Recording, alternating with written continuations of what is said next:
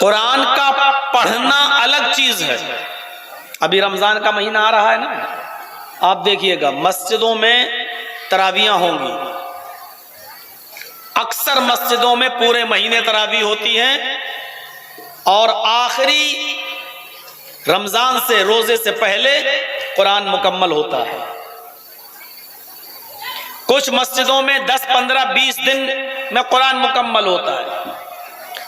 और बहुत से लोगों को, जो ऑफिस वाले होते हैं, जो ड्यूटी वाले होते हैं, जो सर्विस वाले होते हैं, जिनको पूरे महीने मस्जिद में नहीं आना है, तो वो किसी किराए के ठेकेदार को, किसी किराए के टट्टू को, किसी हाफिज को एक दिन के लिए बुक कर लेते हैं और इशा की नमाज के बाद उससे कहते हैं तुम्हें तरावी पढ़ाना है और सुबह सहरी से पहले पहले पूरा कुरान पढ़ लेना है और हम तुम्हारे पीछे आज की रात जाग लेंगे, कुरान सुन लेंगे और उसके बाद पूरे महीने हमें भी छुट्टी मिल जाएगी और तुम्हें भी छुट्टी मिल जाएगी। और वो बेचारा हाफिज जो किराए पर बुक होकर आता है, वो फिर कुरान पढ़ना शुरू करता है। अल्लाह अकबर।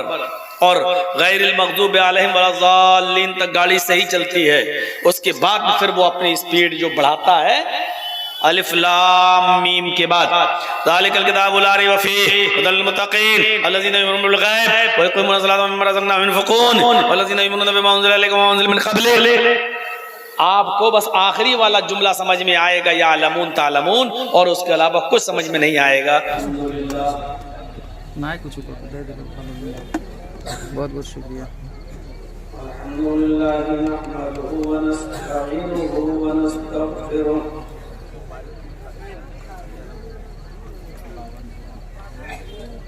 व नऊज़ु बिल्लाहि मिन शुरूरि अनफुसिना व मिन सय्यिआति अअमालिना।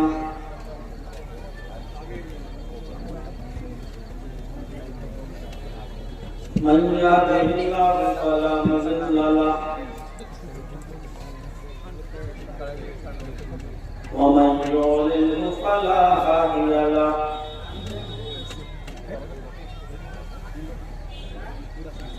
व अशहदु अन ला इलाहा इल्लल्लाहु वहदहु ला शरीका लहु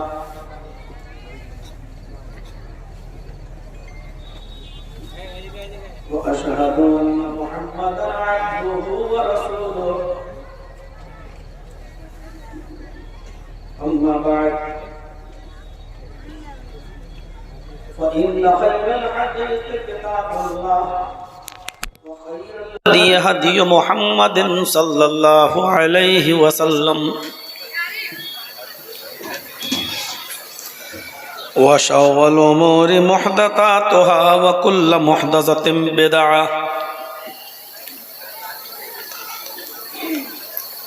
व कुल्लु बिदअतिन ज़लालह व कुल्लु ज़लालतिन फिन्नार।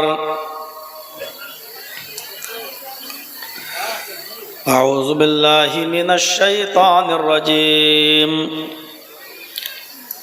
बिस्मिल्लाहिर रहमानिर रहीम।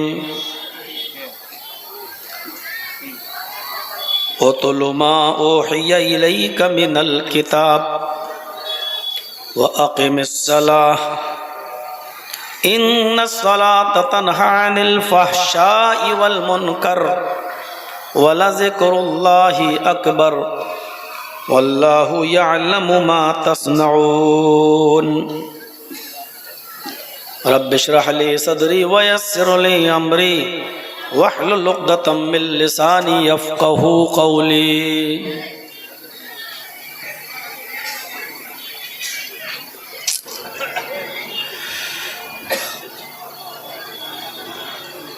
स्टेज पर बैठे हुए मुअज़्ज़ज़ व मुअक्कर उलमाए किराम, बिलखुसूस फ़ज़ीलतुल शेख मौलाना ज़ियाउल हक़ साहब,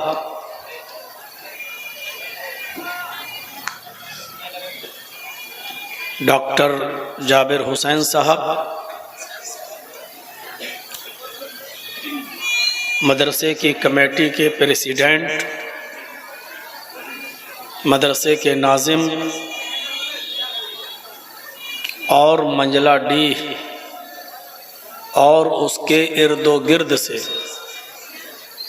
क़ुर्बो जवार से तशरीफ़ लाए हुए मुअज़्ज़ज़ सामईन हज़रात, पर्दा नशीन इस्लामी ख़वातीन, माँ और बहनों, बहुत ही खूबसूरत ये प्रोग्राम आपने यहाँ मुनाक़िद किया है। इसमें कोई शक नहीं कि आप और आपकी मदरसे की कमेटी ने बहुत ही उम्मीदों के साथ इस इजलास को यहाँ मुनाक़िद करवाया है। और ये मैं जानता हूँ कि मुझसे ये 22 फरवरी की डेट जो ली गई है, इसके लिए मदरसा कमेटी के नाजिम को जनाब मौलाना अशरफ साहब को कहाँ कहाँ और कितने लोगों से बात करनी पड़ी और कितने लोगों को बीच में डालना पड़ा, मुझे इस बात का अंदाज़ा है। तब जाकर ये डेट मिली थी और बहुत ही अच्छा नज़्म व नस्ख आपने किया भी था, लेकिन इंसान कोशिशें करता है और उसके अंजाम को अल्लाह के सुपुर्द कर देता है। हज़रत इब्राहीम अलैहिस्सलातु वस्सलाम ने पूरी ज़िंदगी दावत व तबलीग का फरीज़ा अंजाम दिया, लेकिन उनके ऊपर कोई भी ईमान नहीं लाया। हज़रत नूह अलैहिस्सलाम ने 950 साल तबलीग की तो उनके ऊपर सिर्फ 80 लोग, 40 मर्द और 40 औरतें इस्लाम लाईं। कहने का मकसद ये है कि कोशिशें इंसान करता है और उन कोशिशों को बरूए कार अल्लाह की ज़ात लाती है।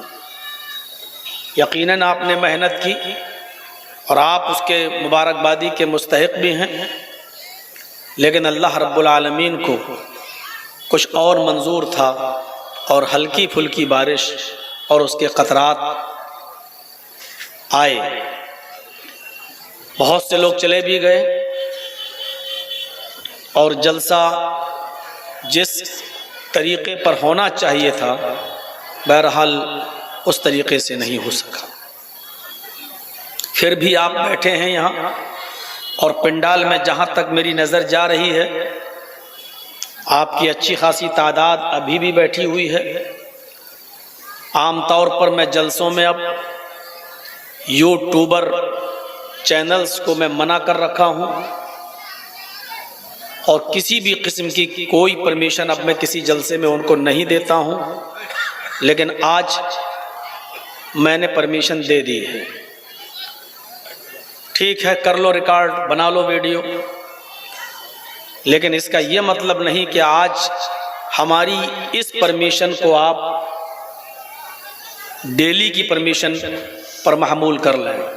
ये परमिशन सिर्फ आज तक की है और इसको आप हमारी रहमो करम का नाजायज़ फ़ायदा न उठाएं।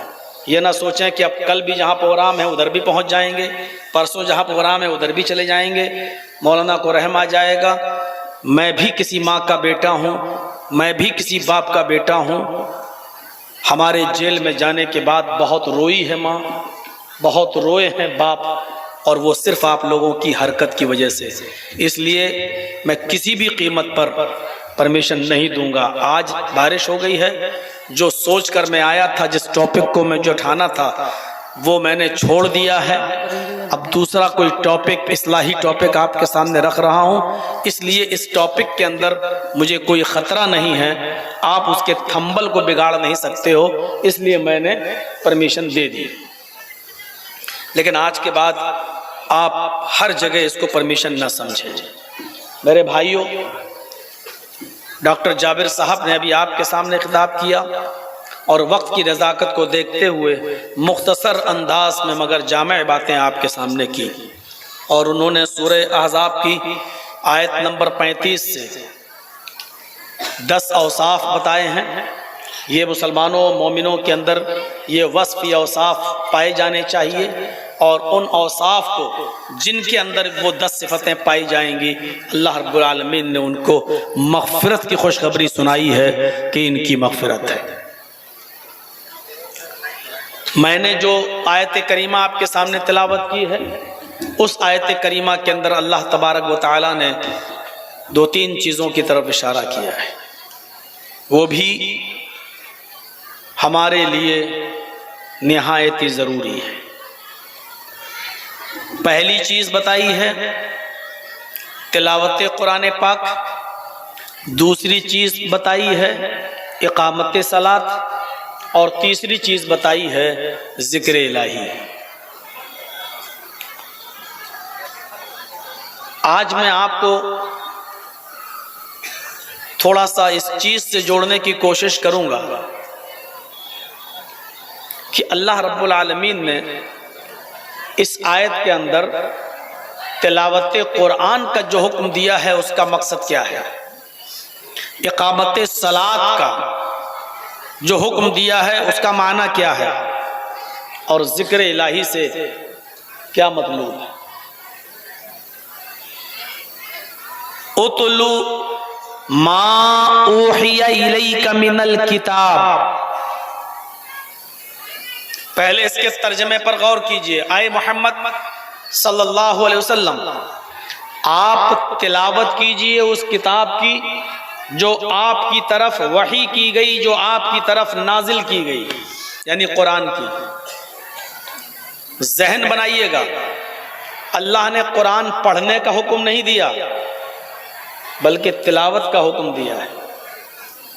तिलावत किसको कहते हैं और कुरान का पढ़ना क्या है, आज ये समझाने की कोशिश करूंगा मुख्तसरन।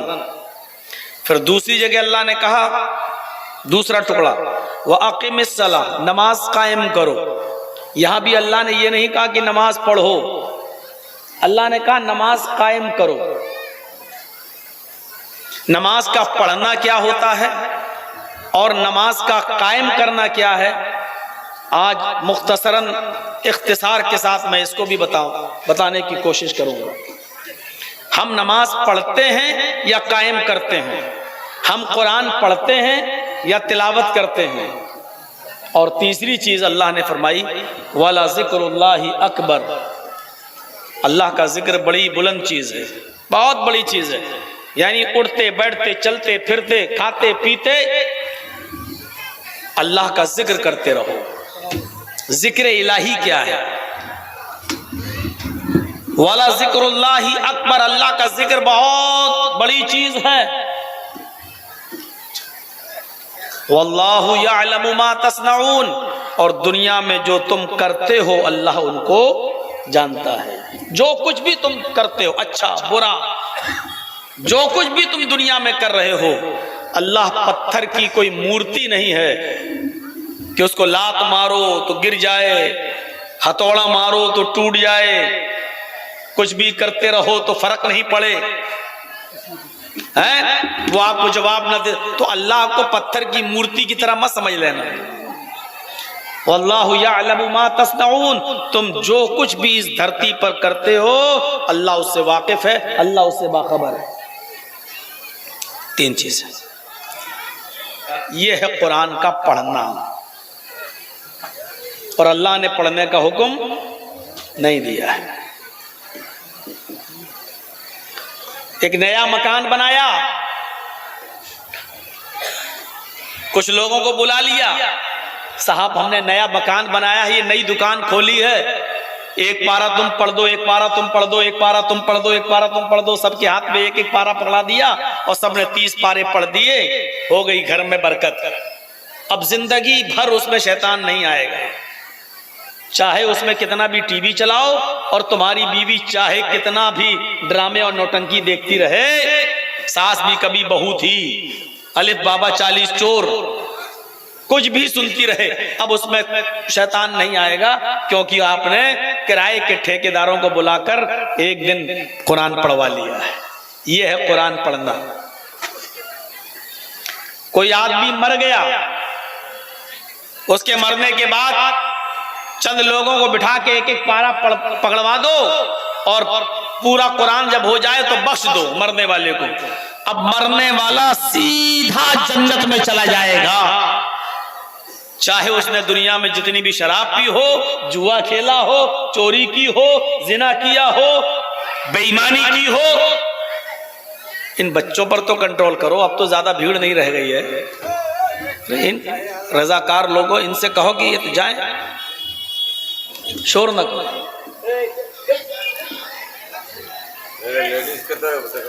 ठीक है, वहां ले जाएं, लेकिन आवाज ना करें। जो कुर्सियां खाली हैं वो ले जाइए, लेडीज में दे दीजिए, लेकिन शोर नहीं होना चाहिए, आवाज नहीं। तो वो अब सीधे जन्नत में चला जाएगा। अरे कुछ कम ज़र्फों ने, कुछ पॉलिटिकल लोगों ने, कुछ मुसलमानों ने एक जुर्म अजीम ये भी किया था कि इंदिरा गांधी के मरने के बाद इंदिरा गांधी की समाधि पर गए और इंदिरा गांधी की समाधि पर जाने के बाद उन्होंने कुरान पढ़ा और 3 कुरान पढ़ के बख्शे गए। इंदिरा गांधी की समाधि पर कुछ मुस्लिम नेताओं ने 3 मरतबा कुरान पढ़ा। अब बताइए, कुरान पढ़ के इंदिरा गांधी को भी कह रहे हैं ये जन्नती हो जाएगी, उसको बख्श रहे हैं। ये जमीर फरोश मुसलमानों की कमी नहीं रही है, इसको कहते हैं कुरान का पढ़ना। और अल्लाह ने कुरान पढ़ने का हुक्म नहीं दिया है। हुक्म किसका दिया है सुनिए, तिलावत का। ओ तो लोमा ओहिया इलैका मिनल किताब, ऐ नबी आप उस किताब की तिलावत कीजिए जो आपकी तरफ उतारी गई, जो आपकी तरफ वही की गई। अल्लाह ने वही की गई उसकी, यानी कुरान की तिलावत का हुक्म दिया है। और अहले इल्म जानते हैं, उलमा जानते हैं तिलावत किसको कहते हैं। तिलावत का मतलब क्या है? तिलावत ये मसदर है, और तला यतुल्लू तलवन व तिलावतन, तला यतुल्लू बाबे नसरा से आता है। तला यतुल्लू का माना अरबी जबान में होता है पीछे पीछे चलना। अरबी जबान में तला यतलू का माना होता पीछे पीछे चलना, और उसी से मुश्तक तिलावत, यानी कुरान की तिलावत करो का मतलब यह है कि कुरान के पीछे पीछे चलो। एक आयत पढ़ ली, अब इस पर अमल करो, यह है पीछे पीछे चलना। दूसरी आयत पढ़ी, उसके पीछे अमल करो। तीसरी आयत पढ़ी, उस पर अमल करो। चौथी आयत पढ़ी, उस पर अमल करो। कुरान को समझो ज्यादा और पीछे पीछे चलो। और जो बच्चा अपनी माँ के पीछे पीछे चलता है वो खतरनाक जानवरों और दरिंदों चरिंद से महफूज रहता है। आप देख लीजिए, जंगल में देख लीजिए, मुर्गी अंडों पर बैठती है और जब उससे बच्चे पैदा होते हैं, निकलते हैं, तो मुर्गी जहां जाती है अपने बच्चे अपने पीछे पीछे ले जाती है, और जब कोई बिल्ली को देखती है तो वही मुर्गी पर फैलाकर अपने बच्चों को अपने अंदर समेट लेती है। जो बच्चे अपनी माँ के पीछे पीछे चलते हैं वो महफूज रहते हैं। हम और आप कुरान के पीछे पीछे चलेंगे, महफूज रहेंगे। तमाम दुनिया की शर पसंद और बदकमाश कौमों के शुरूर और फितन से, उनके शर और फसाद से हम महफूज रहेंगे इंशाअल्लाह। लेकिन उसके लिए शर्त क्या है? हमें कुरान के पीछे पीछे चलना। अल्लाह हम सबको हज किया उम्रे की तौफीक अता फरमाए। आप जाइएगा तो अरब के अंदर एक बच्चा है ऊंटनी का। अरब उस ऊंटनी के बच्चे को तिलव कहते हैं। तिलव, हाजा तिलव। जानते हो ये तिलव कौन सा बच्चा होता है? थोड़ा सा इधर तवज्जो दे दीजिए। मैं जानता हूं एक तो बारिश हो गई है और दूसरी फिर रात का इस वक्त 12:30 से ज्यादा हो गया, 12:45 बजने वाला है। जब बारिश हो रही थी तो मैं सोच रहा था कि चलो अब हमको जल्दी टाइम दे देंगे 10 साढ़े 10 बजे के आसपास, लेकिन जो टाइम आपने बताया था वही टाइम बारिश होने के बाद भी दिया। तो मैंने सोचा बारिश होने का फिर फायदा क्या हुआ। हमसे कहा था 1 बजे हम आपको टाइम दे देंगे, और यहां स्टेज पे आते आते फिर सब 12 सवा 12 बजे जब टाइम मिला तो थोड़ा ही तो पहले मिल गया। तो मेरे भाइयों, फिर भी आप अभी तक जमे हैं तो थोड़ा सा सुन लीजिए। तिल्व अरब में उस ऊंटनी के बच्चे को कहते हैं अरब के लोग जो बच्चा अपनी माँ के पीछे पीछे चलता है। ऊंटनी जिस जंगल में, उसका बच्चा माँ के पीछे पीछे, वो जहां जा रही है बच्चा वहां, जिस झाड़ी में गई बच्चा वहां, जिस पहाड़ी पर गई उसका बच्चा वहां।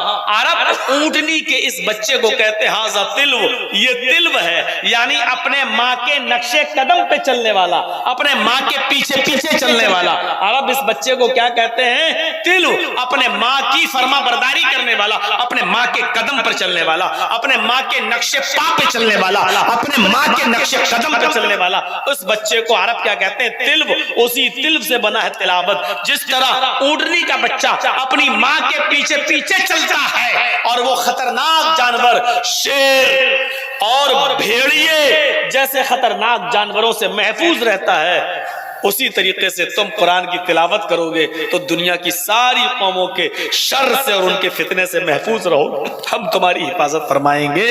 जैसे वो तिल्व है, उसी तिल्व से बना है तिलावत, यानी तिलावत करने वाला भी महफूज रहता है दुनिया के फितनों से।